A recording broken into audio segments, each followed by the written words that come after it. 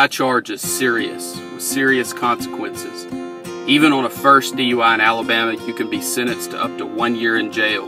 You can also be fined $600 to $2,100 and pay court costs anywhere from $200 to $300 up to $600. You can also have your license suspended for 90 days or revoked for a year depending on the circumstances.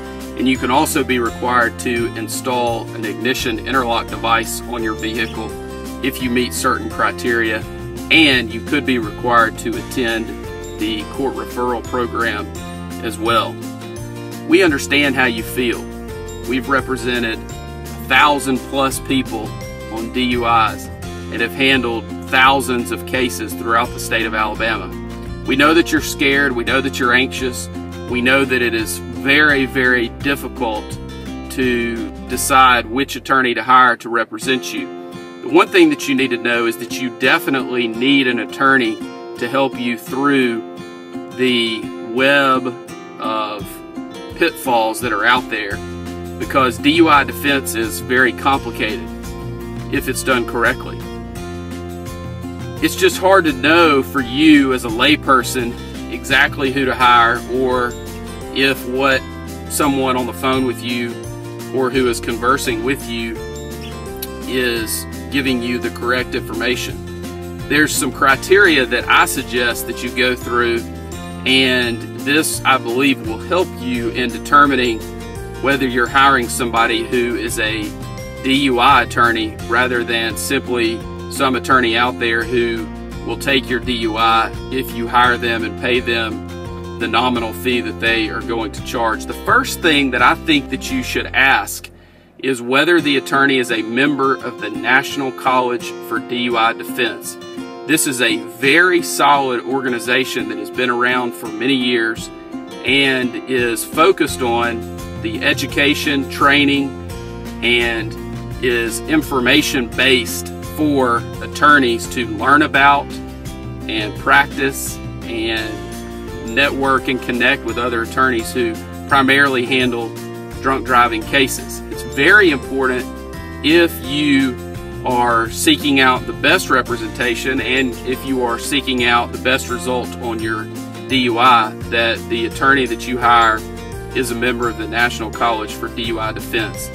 The second item that is a necessity, in my opinion, is that the attorney that you retain to help you with your DUI case in Alabama is certified per NHTSA, which is the National Highway Traffic Safety Administration, to administer Standardized Field Sobriety Tests. These are the same tests that you were asked to perform on the side of the road. It's very important that the attorney that you hire is trained in these tests and is familiar with these tests, because as I'll go over in just a minute, there are many issues and items that you can spot if you're trained in these tests and you're trained what to look for. You're going through the same training that the officers go through during their certification process. And it's not just about the tests, it's about the arrest process. It's about the phases of the arrest process, the vehicle in motion phase, the personal contact phase, the pre-arrest screening phase. You know, there are most attorneys out there that are unaware of those issues that they need to be looking at to determine whether there is a legitimate legal argument, or it will help them to uncover a factual argument in your case in order to get you the best result possible. You also need someone who is very experienced and well-versed in the driver's license aspect of your case. There are lots of folks out there that are unaware of the specifics about driver's license issues associated with DUI. You've got the administrative suspension on the front end, and you have issues related to an enhanced suspension time or revocation, and also the ignition interlock, which is tied into that. And also you have the suspended time on the back end if you're convicted. There is very specific and detailed and complicated aspects of the driver's license portion of a DUI, And there are a lot of folks out there that are handling DUI cases that are unaware. And it's sad to see that, because there's a better way to do it. And that's the reason that I believe those criteria will help you get to someone that can give you the best result possible and that can help you in navigating these pitfalls that are out there, because there are many, many out there, and they get worse and worse as the legislature continues to modify the DUI statute. There are people out there that get arrested for DUI, and you refuse the test, but you know that you were drunk, impaired, whatever it might be. And there are also people out there who submitted to the test and they're well over 0.08. They may be a 0.16, 0.20, 0.25. Those people out there need to know that pleading guilty is not their only option. They need to know that there are lawyers out there, such as myself, and there are other good DUI defense attorneys in the state of Alabama that know how to litigate these cases, know what to bring up, and know how to handle these in a way that is going to get you the best result possible. And it's very, very important that you hook up with and work with someone that understands the ins and outs of DUI defense, because even though you may feel like your case is hopeless, there is a way to suppress some of this information, to suppress some of these tests, to keep information out of evidence, or to negotiate and work something out so that charges may be dismissed or reduced for a non-DUI disposition. Because our goal in every single DUI case that we handle is to either have the DUI dismissed or to have it reduced and settle the case for a non-DUI disposition. If those two things are not possible, the next step for us is trial.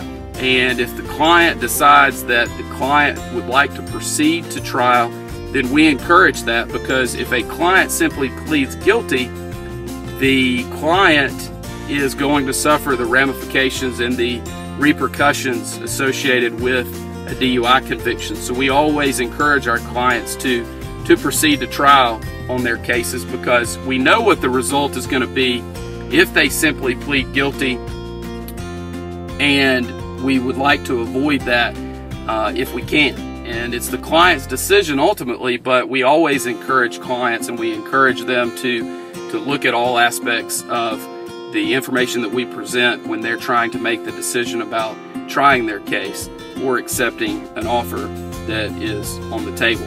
So the first step in a DUI defense case is to secure the license issues. That it may include requesting a hearing, may include requesting a review, may include going to the driver's license suspension hearing.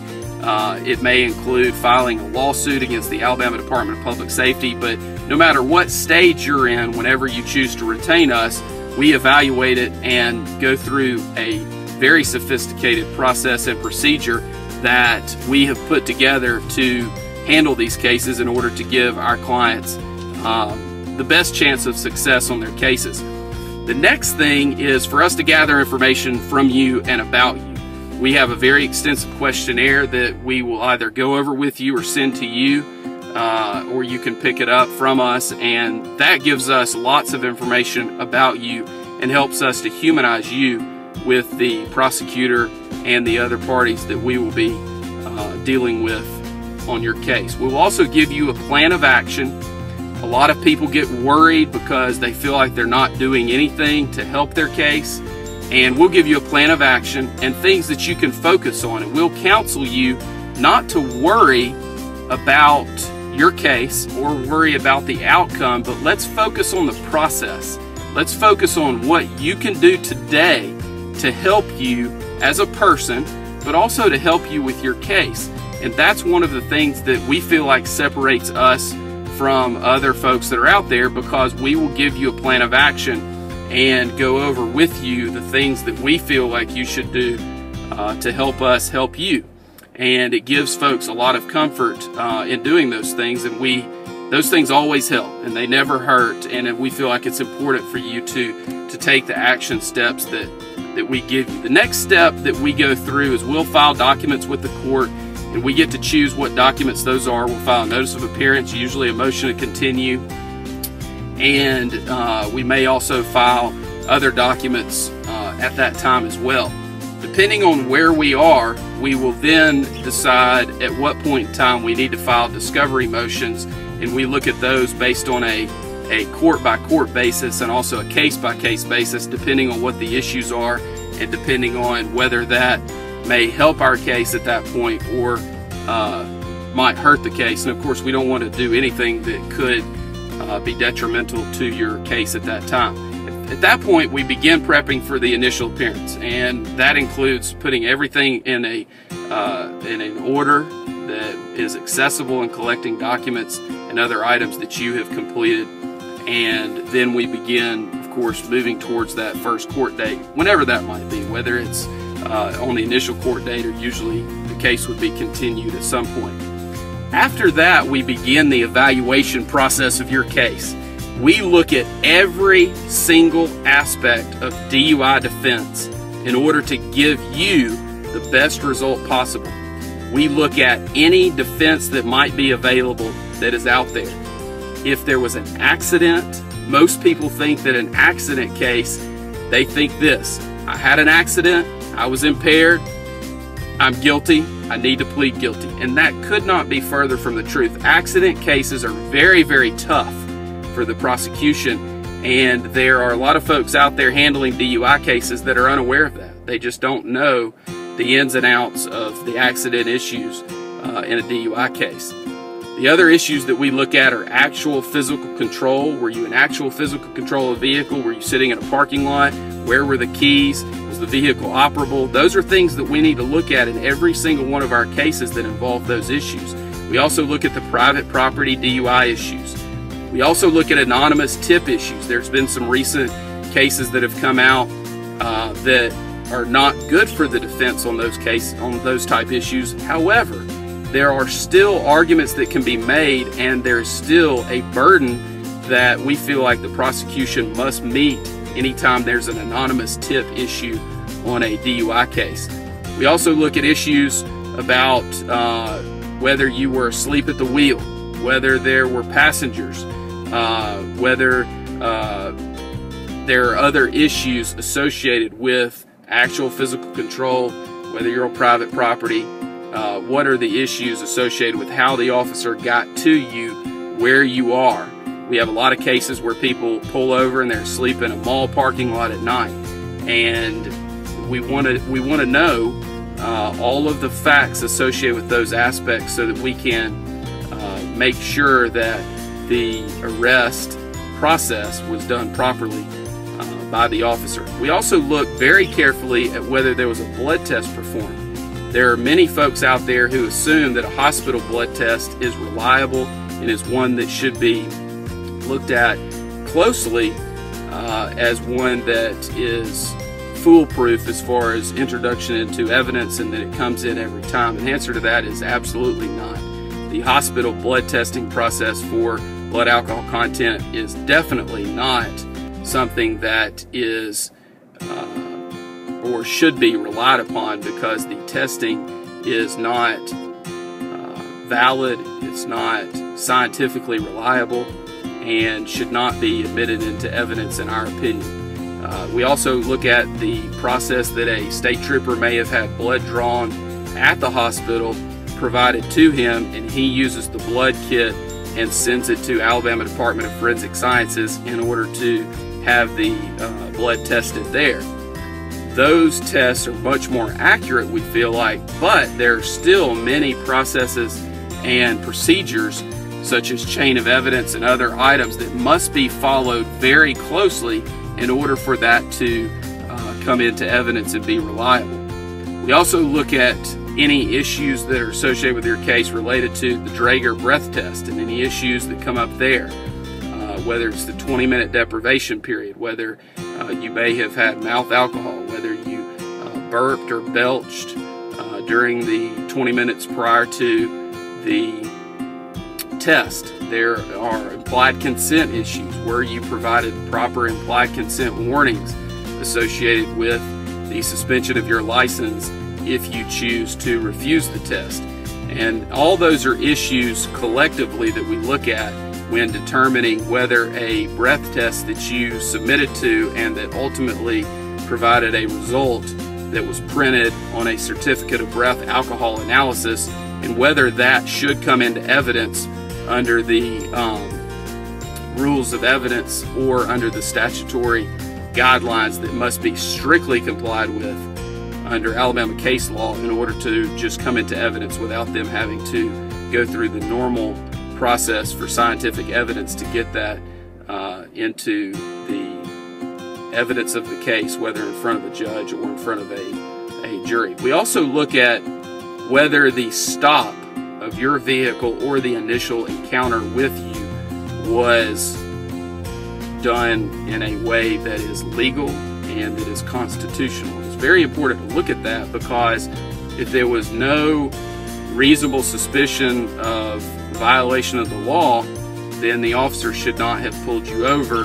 And if we can prove that, then we can likely have all evidence that may be admitted or that was collected against you suppressed. And if that's the case, then we would win the case based on the state or the city not being able to prove their case.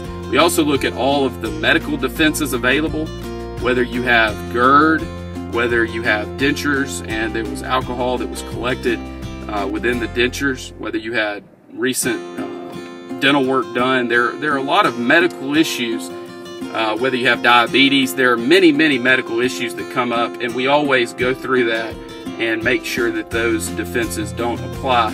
And if they do apply, then we work those up and make sure that we have gone through them properly with you and presented those defenses on your behalf. We also look at the UTTC, which is the traffic ticket, the complaint against you, to make sure that there are no issues related to that as well, such as municipal ordinance issues, if there are issues related to the code sections cited, whether it's proper, and whether they have your proper information on the UTTC or not. We also go through and determine whether you requested an independent test, and if that was handled properly. We look at any roadblock issues that may come up, if a roadblock was the cause of the initial encounter. And we also look at whether you have any prior DUI offenses and whether we can exclude those, and whether the city or the state has the necessary evidence related to those priors to be able to use those through the negotiation process or through the trial and sentencing process if it gets to that point. The next thing that we look at, and a very important aspect of the case, is the Standardized Field Sobriety Test. And I am certified as an instructor in field sobriety testing and also as the administrator of the test. And going through that process and reviewing, hopefully, a videotape, definitely the trooper or the city officer's notes related to the field sobriety testing, the process that they have to go through in order to come to a decision to arrest you for DUI is one that has to be followed closely, because otherwise they are simply going through the motions and not doing it properly and arresting you not based on sound evidence or based on logical conclusions from their observations, but just running through the motions so that they can get to an arrest at the end. We want to make sure that that is not happening and that things are not being done that are in violation of your rights and in a way that is not standardized. We want to make sure they gave you the proper instructions, make sure that they look for the proper clues, make sure that they scored the test correctly. It's very important that those items are looked at closely, because otherwise you're giving up some of the aspects of your case that could be litigated and ultimately tried if needed. The other options that we look at after we've gone through the full analysis and talked to the client about every aspect related to their DUIs, we determine if there are any triable issues in the case and how likely it is that we would succeed on those issues. And then we go through the process with the client so that the client gets to decide with our guidance how to proceed in the case, whether to settle the case for a non-DUI disposition, if that is an option, or whether to proceed to trial, if that is what the client chooses, or to accept whatever offer is out there, and that is usually against our advice depending on what the tribal issues are that come up. And in any DUI case, if you have the knowledge and the experience to go through and review every aspect of the case and every defense that might be available, there are always issues that can be brought up related to a DUI case because they are so complicated and they require so many steps in going through the process. So it's very important that the case is looked at with eyes that have the experience and the knowledge to get you the best result possible. It's very important. We've handled 1,000+ DUI cases. We've resolved 5,000 or more charges throughout the state of Alabama, and we can help you with your case. All you have to do is let us know and call our office, and we will be glad to talk to you and discuss your case with you at no charge, because we believe that you have a right to speak to any lawyer that you choose without having to pay an initial consultation fee in order to do so.